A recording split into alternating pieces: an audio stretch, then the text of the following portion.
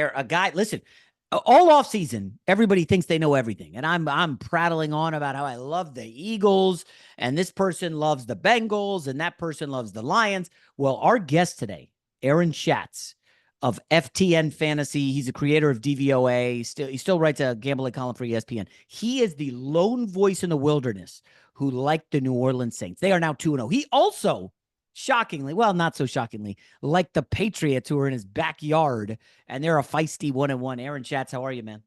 I'm good. Yeah, it's been a good year for my predictions so far. I did not think the Saints were going to be this good. What I said was people think the Saints suck and they're actually average, and it's good that they hired Klint Kubiak and they have an easy schedule. And it turns out they may be better than average, and it's really good that they hired Klint Kubiak. Yeah. So tell me this. Klint Kubiak has never called plays before, best I could tell. He goes to the Saints. Did that adjust any of your numbers on New Orleans? And if so, why? Yeah, because I put something into my offensive projection system this year that gave a boost to any team that had an offensive coordinator who came out of a McVay or Shanahan system. Wow. Now, I've never heard that. How do you quantify that? I just went back and just looked at which teams had an offensive coordinator that came out of those systems, and did they do better than you would have expected otherwise? And the answer is overall, not every team, but overall, those teams are better on offense than you would expect given the other variables. Now, it's interesting. We had Albert Breer on yesterday, and I said to him, if you look at the last 4 NFL drafts, you could look at every single quarterback drafted. One site will ferret them out. It's like maybe there's been 40. Only 2 of them, Aaron, so far are working, and that's CJ Stroud and Brock Purdy, and they're both in Shanahan's system. So there is something to his system. Can you articulate our audience what the hell that system is that makes it so special and quarterbacks can thrive? I mean, it's the motion and the play action and the play designs that get guys open. Like San Francisco is the incredible example. If you look at yards after the catch over expectation, right? Like how many yak do you expect on a pass compared to how many yak you actually see?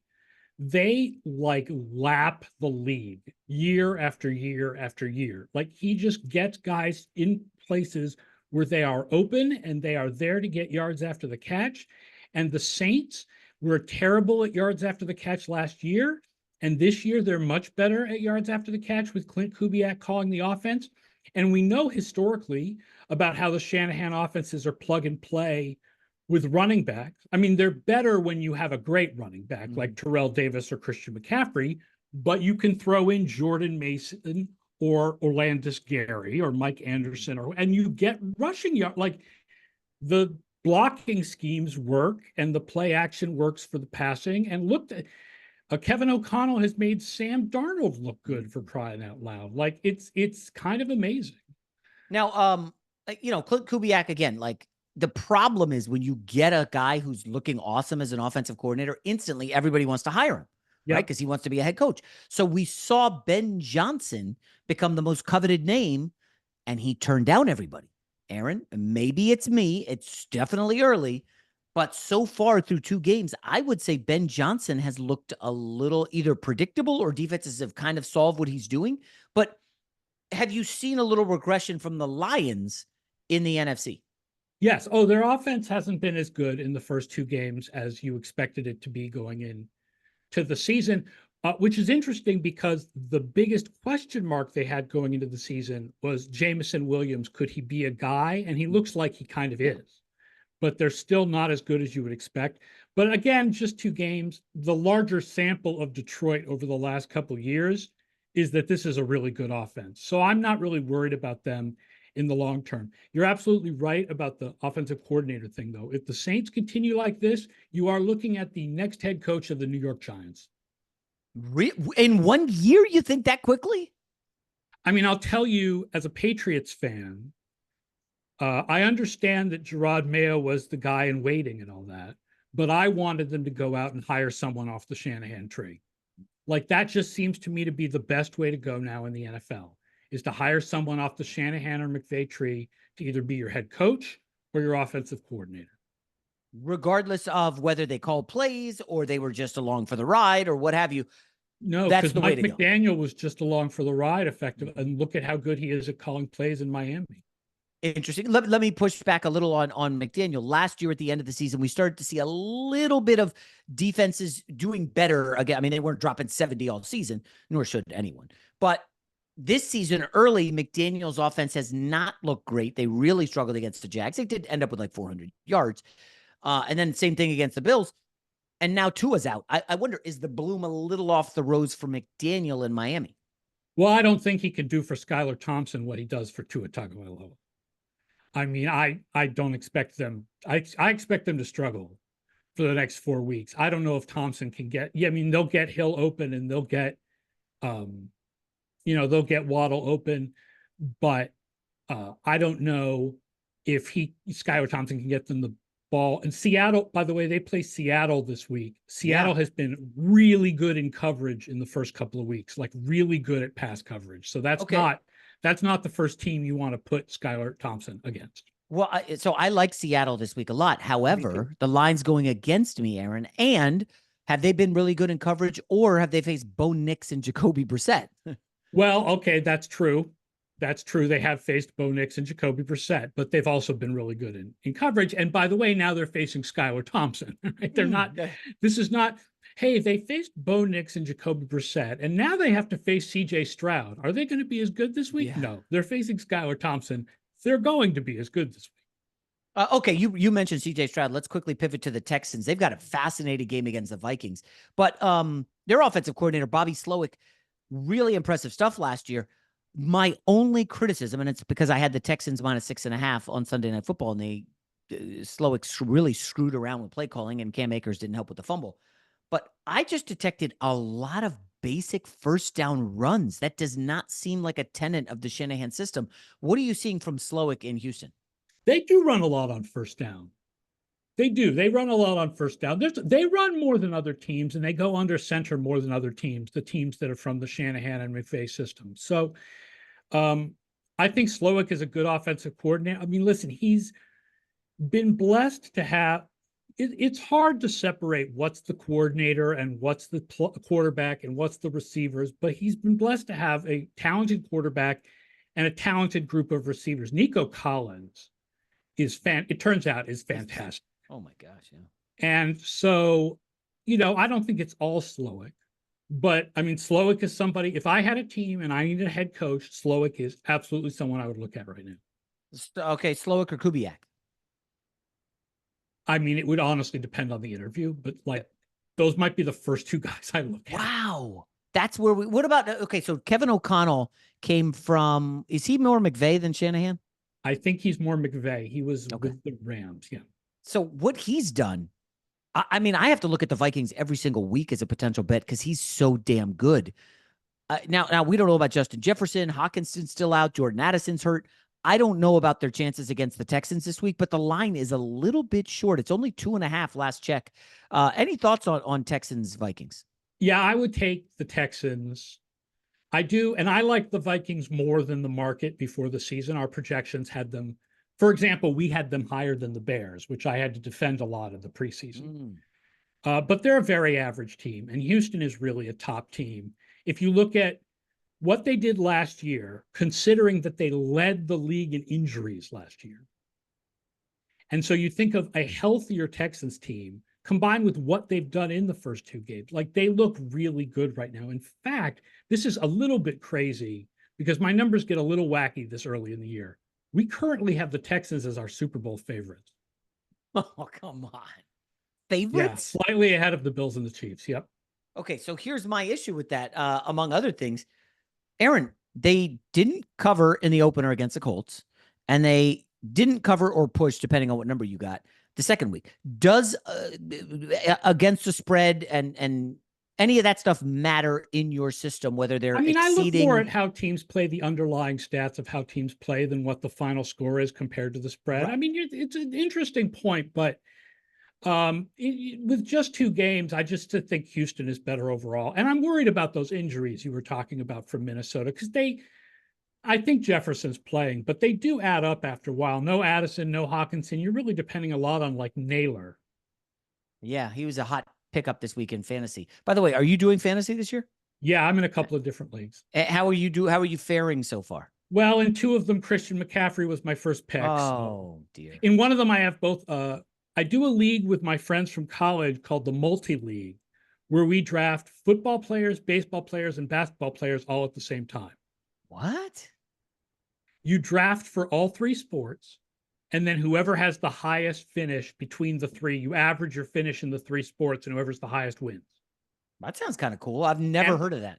And in the big first 6 rounds, we do 6 rounds where you can take a player from any sport. I took both Christian McCaffrey and Tua Tagovailoa. Oh, come It's on. a two quarterbacks in the NFL league. So, next Giannis will break a leg because he was my top basketball guy, and Tarek Skubal break out his elbow or something. But I've had some bad injury luck in some of my leagues. All right. So sorry to hear about that, obviously. Let me go to Bears at Colts. I know the rookie quarterbacks famously haven't thrown a touchdown pass yet, and the Bears can't protect Caleb Williams at all. I do like the Bears in Indy this week getting points. I think it's interesting that the line's only 1.5. The Colts have massive injury issues. I don't know if I'm a loser, so I'm looking at injury reports all the time. This Colts defense is so beat up right now. DeForest Buckner on his own. Otherwise, I would say this is a stay away game. Mm-hmm. I think the line is perfect. But if you look at the injuries that the Colts have, especially DeForest Buckner, it leans me a little bit towards the Bears. Yeah. Does any game jump out at you on this week's card? Maybe an underdog and a favorite that you like? Well, first of all, I'm the leader of the New Orleans Saints bandwagon, so I like Saints -2.5. I mean, especially because in the preseason, I was lower than the market on the Eagles. So higher than the market on the Saints, lower than the market on the Eagles. Saints have played amazing the first couple of weeks. Eagles, okay, the first couple of weeks. I like mostly favorites this week. I think the Chargers are an underdog. Well, the Justin Herbert situation, it's sounding like guess that's why he may not play. If Herbert plays, I think I like the Chargers as an underdog. Harbaugh mentioned Easton Stick in his press conference, which is very rare to hear the backup's name come out. So I'm guessing that there's a chance.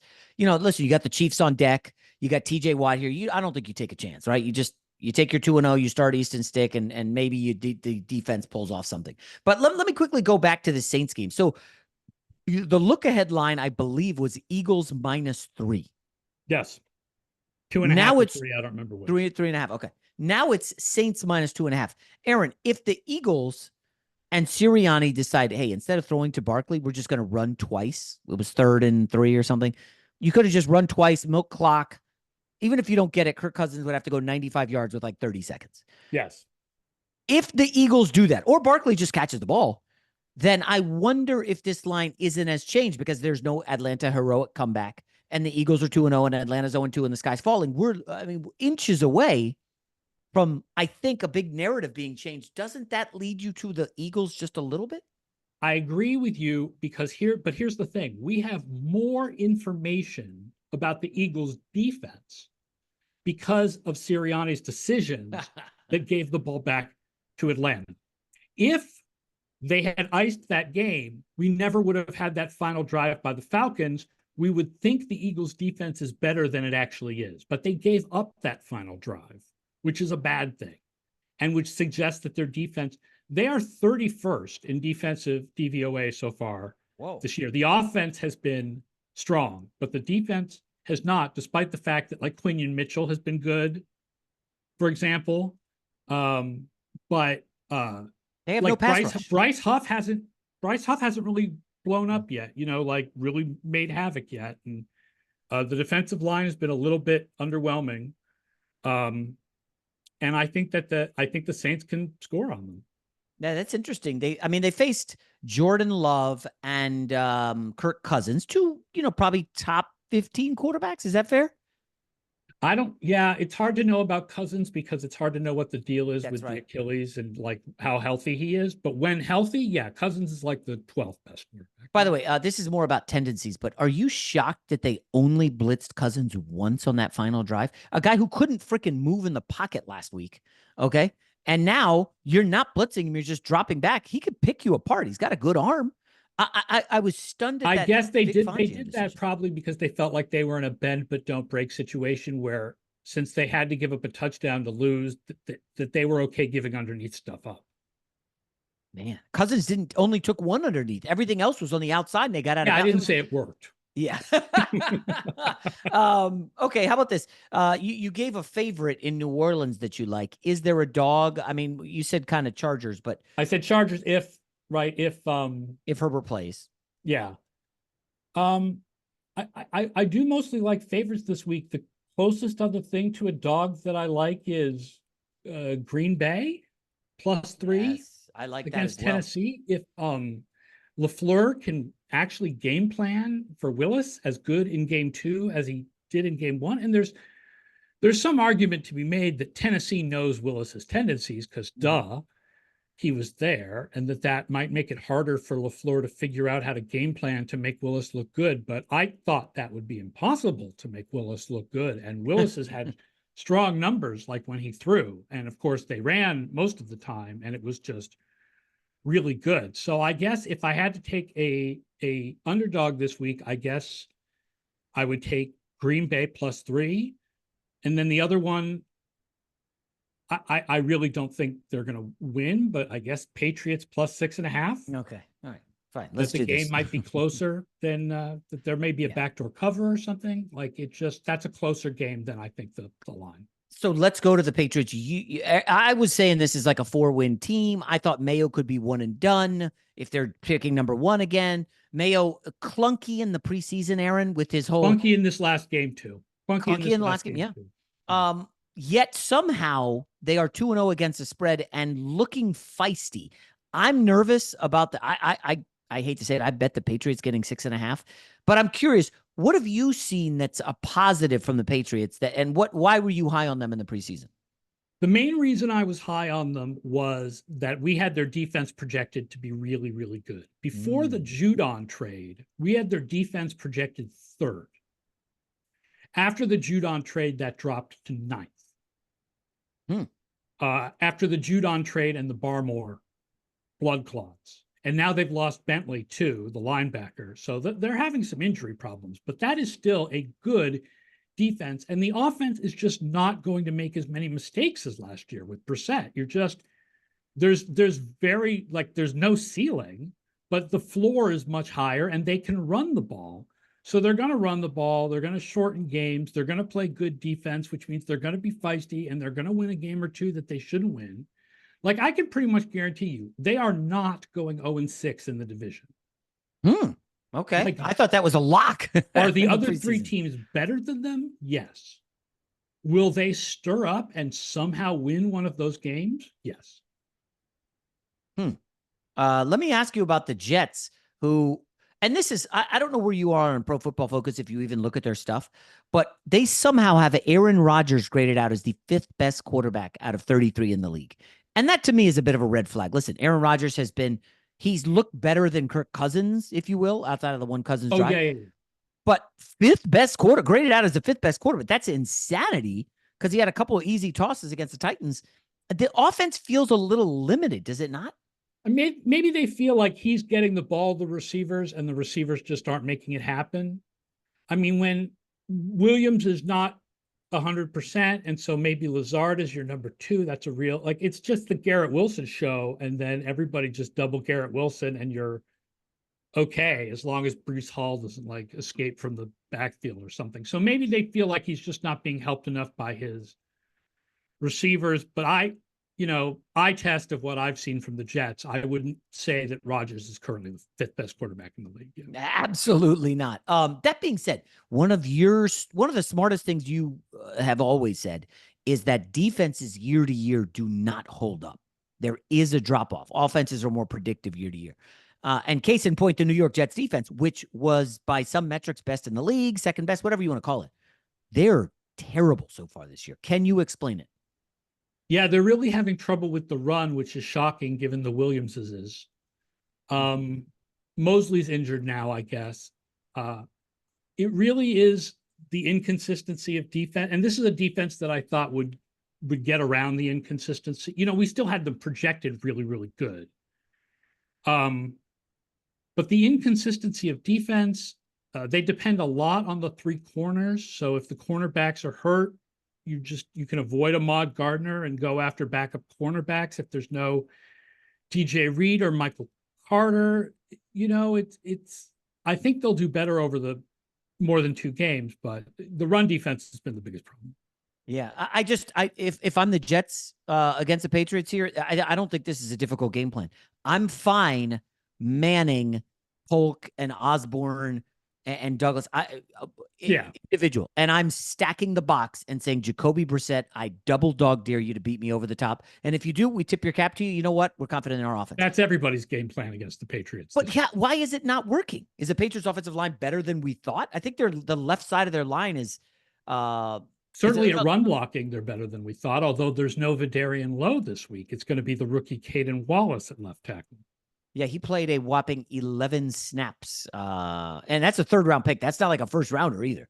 Brissett's made a few good passes. They've gotten a couple of really good yak plays. I think the Antonio Gibson, if I remember correctly, the big Antonio Gibson play was actually a pass. Yeah, Gibson just when he had like 45 yards or something. He looked dead to rights in the backfield, and then he got out of it. And so it's not. I mean, I'm a little disappointed in Polk so far. He certainly hasn't done what the other rookie wide receivers have done.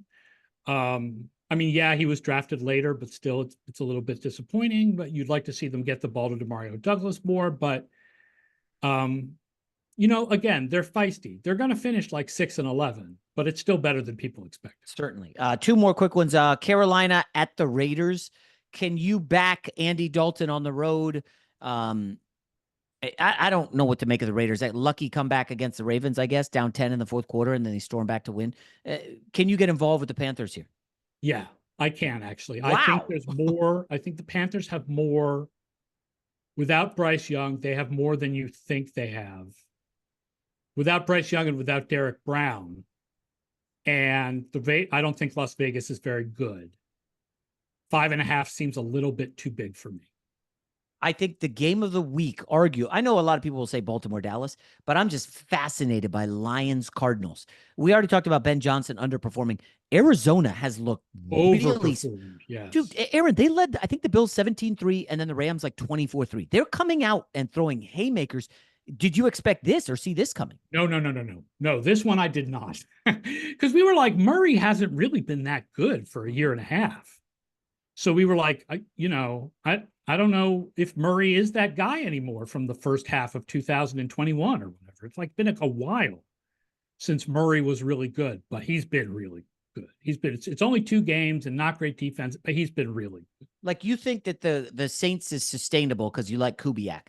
Is this Arizona outburst where Kyler Murray's grading out as like one of the best quarterbacks in the league, again, 2 games, can this continue? Or is this just like, okay, they're shocking some people early and then the Bills adjusted in week 1 and the Lions should adjust in week 2 or week 3? Our projections were lower on the Cardinals than the Saints. So like my priors are higher on the Saints. So that's why I feel like the Saints is a little bit more sustainable. But I mean, neither of them are sustainable at these levels. But I am like, if you watch Kyler Murray, he looks like he's got it again. Yeah.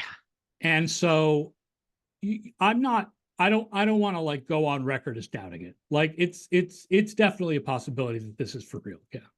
And lastly, the Kansas City Chiefs, 3.5-point favorites in Atlanta. The Chiefs win thanks to Isaiah Likely's toe being on the line in week 1, and in week 2, they get a fortunate 4th and 16 pass interference that leads to the game winner. Chiefs, in my opinion, have not looked good at all. I think they've been lucky, and I kind of like them in Atlanta. You? Same. They're very average by DVOA this year. I have them as the lowest of the 2-0 teams, but that's only 2 games. And we know who the Chiefs were coming into the season, and that's more important than the knowledge that we've gained over 2 games. And they're better than Atlanta. I don't know. This kind of feels like one of those games where the Chiefs sleepwalk to a 3-point victory and they don't cover, but they're the better team. I mean, they are the better. They are clearly the better team. I feel like I'd rather play the money line on this one than the spread. Probably. But like we watch Fangio sit back and not blitz Kirk Cousins, I can almost guarantee you Spagnuolo, who will blitz Cousins. Oh my gosh, Cousins is going to be in trouble all day, and that could lead to a pick six or two. So yeah, I'm on the Chiefs here. I do worry about this Pacheco loss, or do you think running backs don't matter as much, and that's not a significant loss? I'm more of a running backs don't matter. It's more like there are a few running backs that move the needle, and usually they because of their receiving ability. And I don't think Pacheco is one of those. But it's not like that. It's not like you look at the backups for the Chiefs and you're like, that's some good guys.